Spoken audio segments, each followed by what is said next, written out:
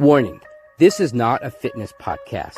Strong, Fit for Business is a business success podcast seen through the lens of physical and mental fitness. What lessons about success can we learn from staying fit? How can we stay strong in both? I'm not a fitness expert or health professional. Don't take any advice just because you heard it here, be it fitness or business. But you can take insights and inspiration from the business leaders who share their fitness journey with us. I know I will. Welcome to Strong, Fit for Business. Hello, everybody. Again, this is Vikram Rajan. I am the co-founder of Video Socials. Welcome to Strong, Fit for Business. Today, my featured guest is Nicole Donnelly. She is the co-founder of Cardinal Search Partners. She's also a legal recruiter, and I'm looking forward to getting to know her through a different lens. She's a member of Video Social, so I've known her for a couple of years, but I don't think we've ever discussed anything related to health and fitness and things like that. So this is going to be new for me.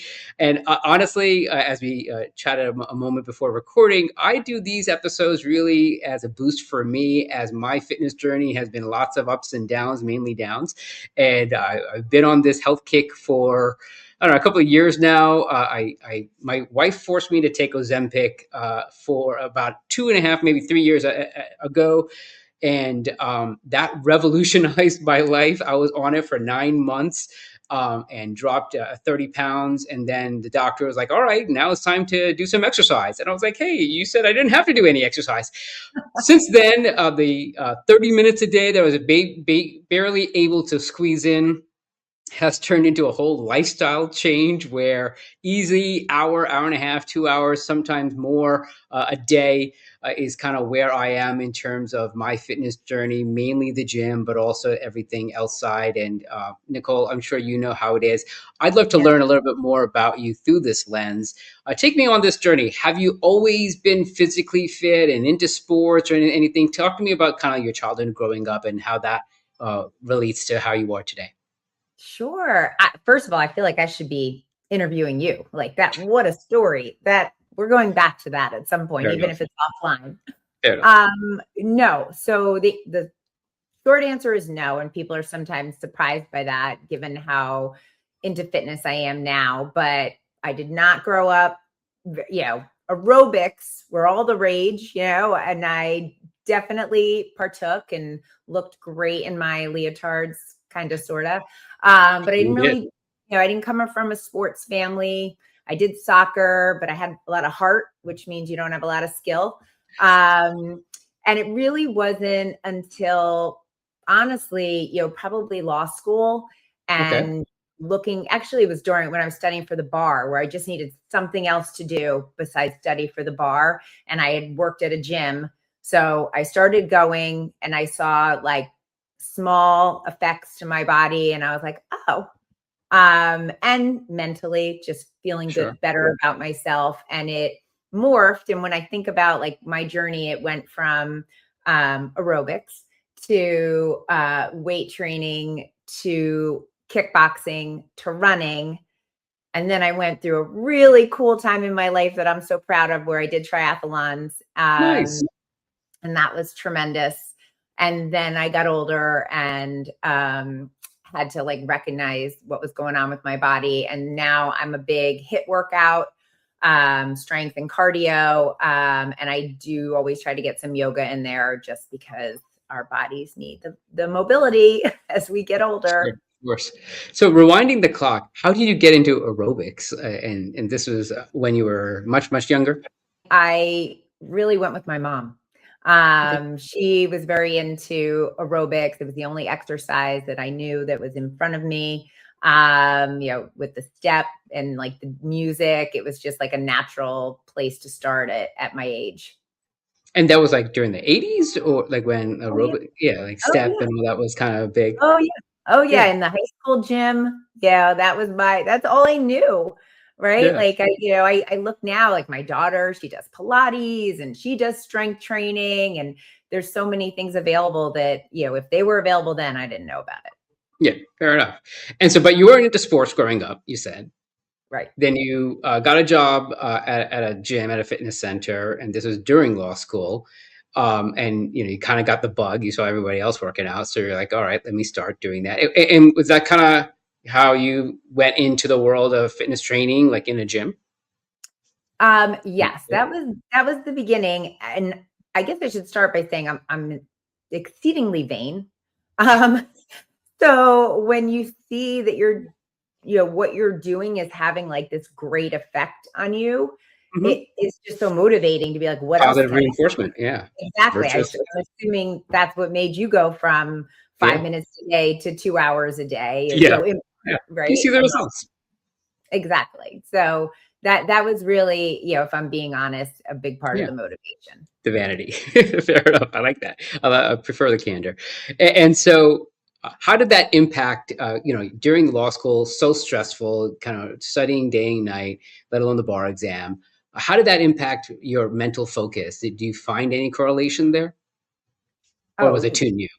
no, no, absolutely. Like the clarity.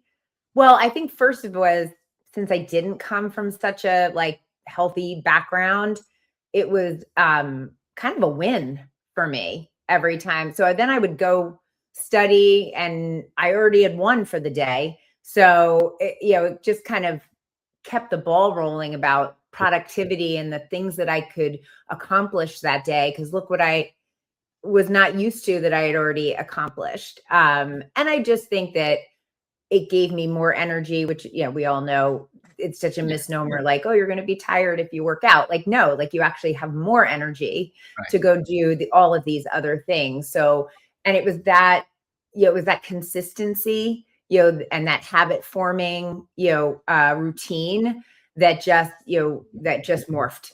And it helped that after that, a couple of years after that, I was engaged and ready. Then I needed to be in like a wedding body, so that even if I wanted to stop, there was no stopping then. Yeah, right. Right there, you felt the deadline. Yes, Speaking about exactly. stopping, were there any down moments? Were there any moments in your life where you kind of fell off the wagon, so to speak, of fitness and just, kind of coasted or went downhill?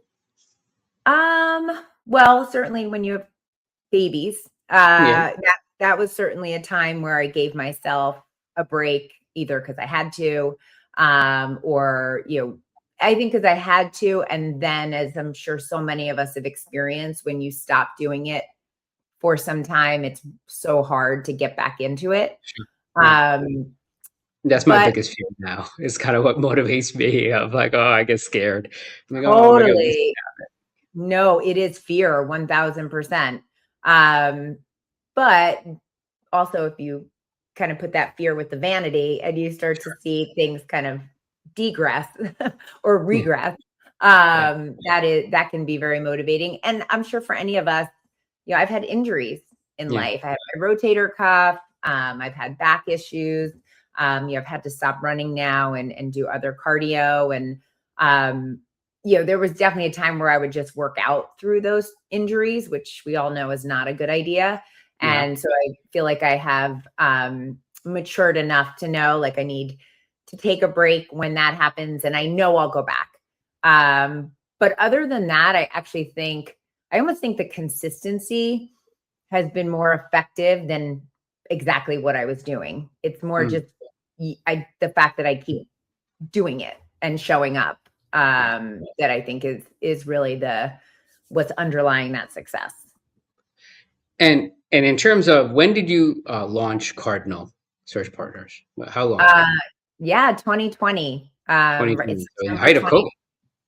It was unreal. Like it was, a few months into COVID. But it also happened to be the week that all of our clients started hiring again. So we were very fortunate in that regard. Congrats. And what was happening in your fitness journey during that time? You had COVID happening, you alluded to kids, you have Cardinal as a new business launch, kind of extension of your longtime career, but starting a new business like anything is, stressful and a whole bunch of stuff, let alone busy schedule. How did you manage all that or was that during a break of fitness? Like how did that happen? I think that would have been a really easy time to take a break from fitness. Sure. Um, Easy because it was, excuse. oh my God, the to-do list and the need for this to succeed was so powerful that if I had wanted to, it could have been all consuming. Right. And I think I would have understood, anyone would have understood. Luckily, well, first and foremost, my gym was still charging me. So that Okay. that was very helpful, and I wanted to support them. But I am someone that if I'm paying for it, I'm doing it. So that helped. And my gym was also giving us like workouts to do at home. And for me, I know a lot of people can work out by themselves, but I work out with a group, and I have some friends that I'm super loyal to. And so if they're working out, I'm working out. If I'm working out, they're working out. And so there almost wasn't an option to stop, because Nice. I would have been letting them down. And that is by design for me, knowing who I am and how I'm motivated and how I'm wired. So that might actually have been, oddly, because I was home, it might have, you're going to be surprised by this, but that's when I started working out at like 5:30, 6 a.m. I was like, let's get it done. Hardcore. Let's start the day with a win. Because if I let it go, I'm not going to do it at 6 at night, or I'm not going to stop what I'm doing in the middle of my work routine to get that done. So yeah, I think it was actually probably a time where I really kind of hit my stride, when it probably could have been easy to take that step back. Yeah, I'm amongst that population that put on the COVID-19, as in the 19 pounds, right? So I had the freshman 15 and I got the COVID-19 as well. So, I was part of that, because it just wasn't in my mindset to, let alone have accountability group of folks that I could work out with and stuff like that you talked about. So that's tremendous. We're going to take a quick commercial break. When we get back, I want to hear kind of a day in the life of and a week in the life of how you fit it in today in terms of your busy schedule, and what does it look like, let's say morning, afternoon, evening, and kind of supplements or anything like that kind of help you with your fitness journey. So let's take a quick break and we'll come right back. Okay. Have you ever thought about hosting your own video interview podcast? Why? Is it just to bring in more clients, or is it to make a meaningful difference in your community? After producing dozens of video podcasts for our clients, we've noticed a few success principles.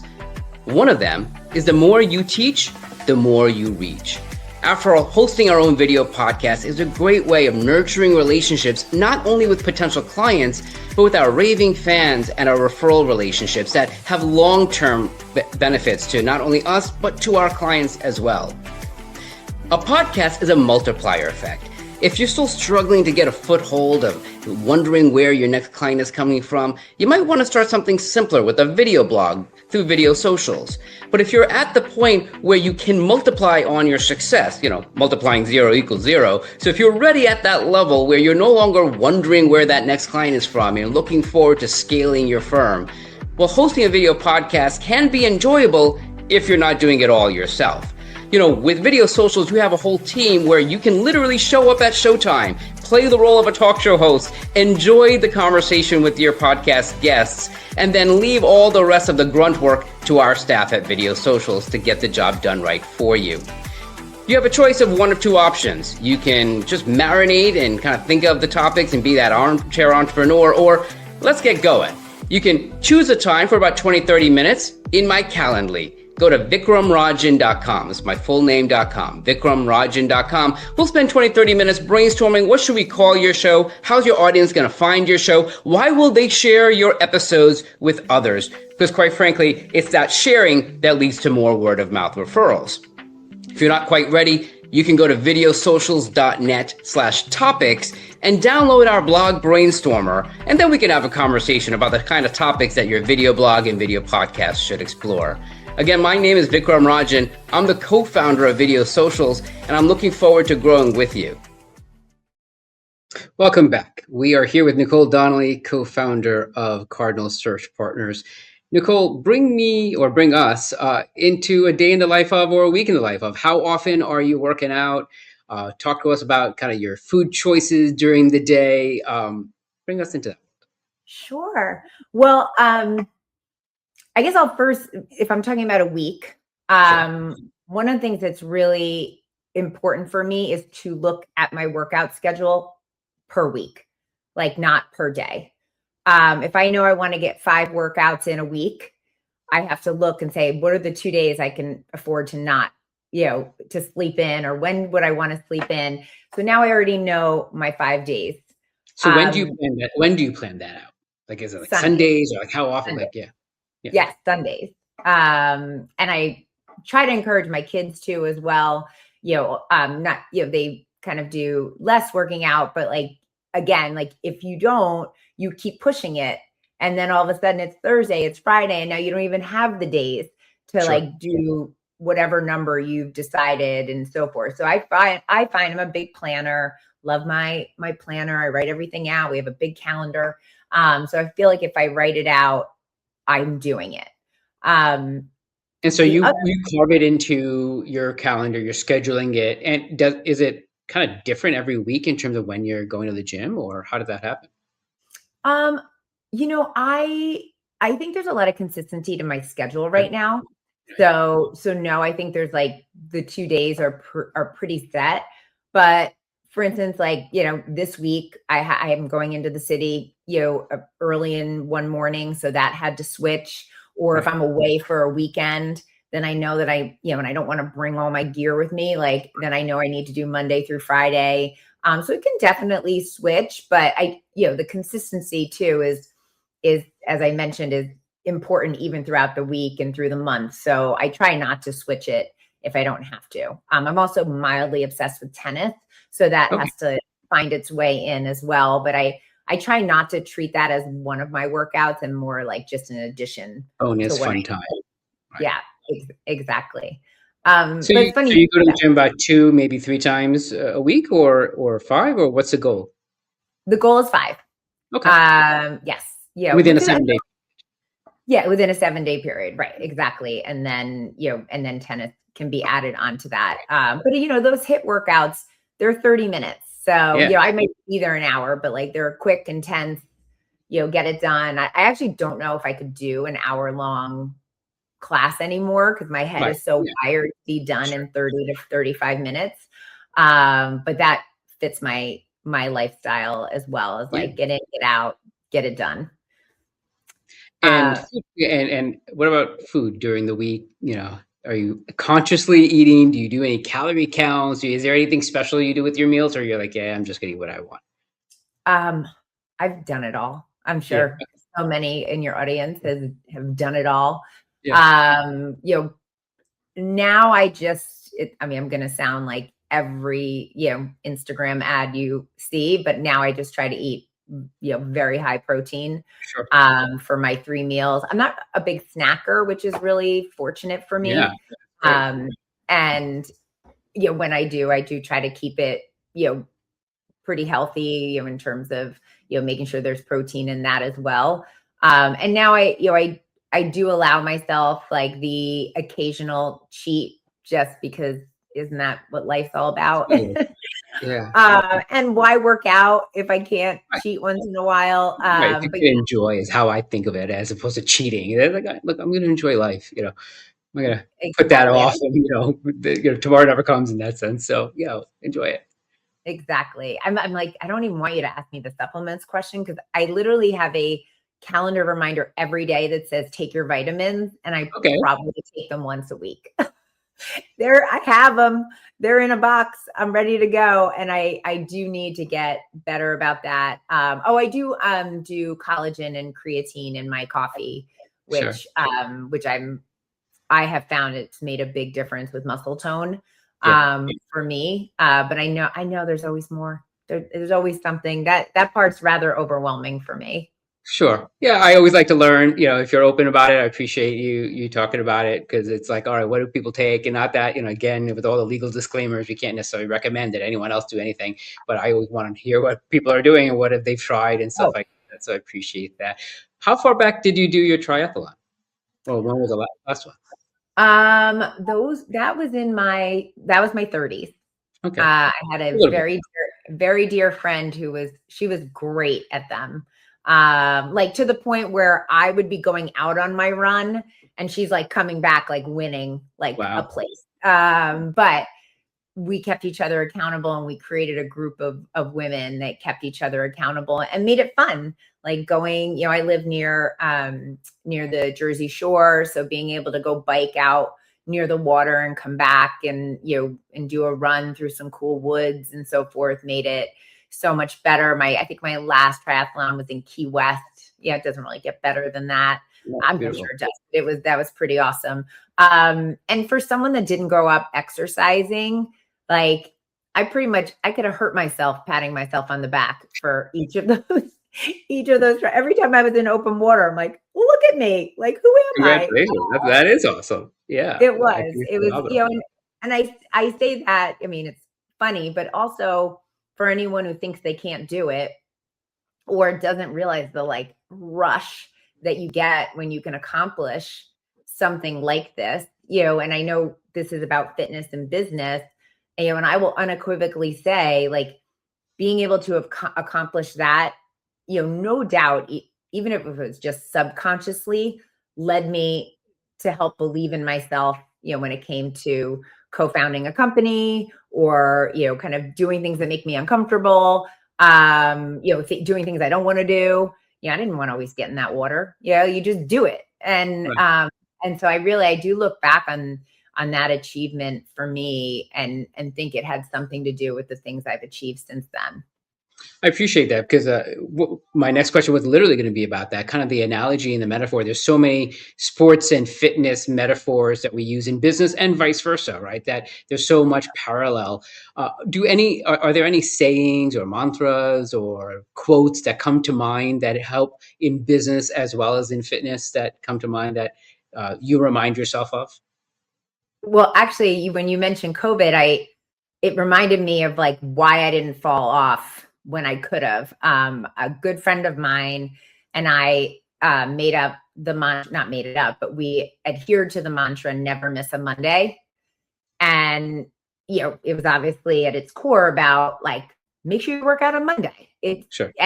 But really, it's so much bigger than that. It's kind of an identity. It's not just a rule. It's about, setting the tone for your week. It's about, kind of taking ownership of your week rather than playing catch up. It's about, kind of being accountable to somebody else and to yourself and being like, it almost becomes not about motivation. It's just accountability.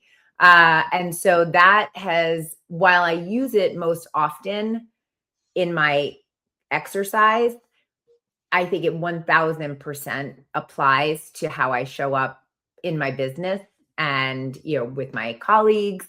Like, it's just this idea that like, I'm always going to want to be present, and take ownership of what I'm doing. And the feeling that when you're done on Monday morning at 6:30 a.m. just sets the tone for everything else. And, I feel like that's how I show up in my business. Excellent. I appreciate that. As we wrap up, you've alluded to a couple of folks that have helped you stay accountable, that you've helped others as well. Is there a professional colleague that you can give a shout out to or thank or rave about that you either look up to or even work out with that, maybe he or she could be a future guest on Strong, but anyone that you look up to that kind of helps you stay accountable that you can give a shout out to? Professionally, I don't know. Yeah. In terms of like who I work out with. And either who you work out with or someone that you see is strong and fit for business. Oh, that's a good one. I'm probably going to have to say my coach at Complete Fitness Solutions, Kareem. Nice. He is, I come in thinking I have some energy at 5:30, but it pales in comparison to how he motivates us, and how much he cares. He's also part of the business. He's a part owner and he's so creative and he's so motivated and he does so much with social media. And there's so often that I'm like paying attention to him and trying to emulate what he's doing. And like, this is a work in progress. Like, I didn't get a chance to interview you, but we're all just continuing to evolve. I can always do more, and to be able to look at what he's doing and, try to run with some of that is inspiring. Yeah. Well, speaking of which, do you have any closing questions for me that you wanted to find out? Anything related to this? Yeah, absolutely. Like, what is your favorite? Like, if you could do any kind of fitness, one for the rest of your life, what would it be? So I don't know if there's anything. Like, I always think about it to myself. I go, there's always that, if I only knew then what I know now. And I'm like, that's bullshit. If I knew back then it would take this much effort to get in shape, I would never have started. Like, other people, like That's other people, it honesty, just comes folks. so naturally for them. And for me, it's just like, I enjoy it. And all the things that you said, yeah, more energy after, more clarity, more focus. I love it. I'm addicted to it. So why I created this podcast. It's kind of another infrastructure for me personally. It's very selfish, and hopefully it helps others. Hopefully it helps you guys. But yeah, I don't know if there's any one thing. I didn't grow up playing sports. Now I do the treadmill before weightlifting, and some people say you should do it the other way, and I'm like, you know what? The fact that I'm doing anything at all, but I'll do 4 or 5 miles in about an hour, so it's not like super fast. It's walking on an incline. I'm very proud of that I walk on an incline. So I'm at 15%, and above 3.5, and the whole bit. I'm like mad sweaty. It's crazy. So I honestly, I don't know if there's one thing that I would do like that, because I can do and I can take on, as I'm older now, amazingly. And so, as I grow older and older, I think that will be sustainable. So it's like, all right, that's great. For me, I just don't have any stamina to sustain jogging. And so I know that's out. So, I don't know if I ever will. And then, of course, weight training makes me feel stronger than the treadmill, because, of course, that leads to muscularity. So that's a great question, Nicole. And I don't really have a good answer for that. I don't know if there is anything. It's just, for me, it's, again, that it is very much fear-based. If I go on a vacation with my family and I don't work out, I try, it's kind of always make your bed in the morning, or never miss a Monday, those kinds of things that are very practical, but also metaphoric. For me, it's like, I don't want to go a week without doing something. And there's simple calisthenics of push-ups and stuff like that I can do, that I'll purposely force myself to do, just so that I can stay with the fitness mindset. And so that's the most important thing, is for me to have that fitness mindset, even if I'm not doing anything during that day. It's like, is that, so that's something of that, being conscious of what I eat, being conscious of movement, because it doesn't come naturally to me. So I appreciate you turning the tables on me, because I don't really have a good answer for that question, but it's a great question though. No, Thank you. absolutely. Sounds like if we had a chance to make one wish, we might both wish for amazing metabolism, so we could make amazing metabolisms. And because I never had that. And I think you mentioned, you alluded to the fact that you're just a tacit role model for your kids. And by the way, how old are your kids? It sounds like they're a little older now. Yeah, 17 and 14. Okay. Yeah, my kids are still young. They're 8 and 10, but sometimes I have to take them to the gym with me, not even for them to work out, because I have to put them in a corner because I have no other time. Yeah. And I'm like, oh, I gotta do it. And so, but I see that they are starting to develop that fitness mindset, that of course, Devin's plays soccer, and Ria's into rock climbing. And so that's just like a part of their natural life. It wasn't that natural for me growing up, like also for you. And so I think that's also great, the fact that we can be role models for our kids, and have that be part of their lifestyle, where it's just a normal part of their life. So that's something that I would love to continue with. I love that, for sure. Nicole, I appreciate it. I don't want to go too over time and take up your time in your busy schedule. Nicole Donnelly, co-founder of Cardinal Search Partners. Thank you for being my guest. Thanks, Vic. All right, I'll talk to you soon. Bye everybody.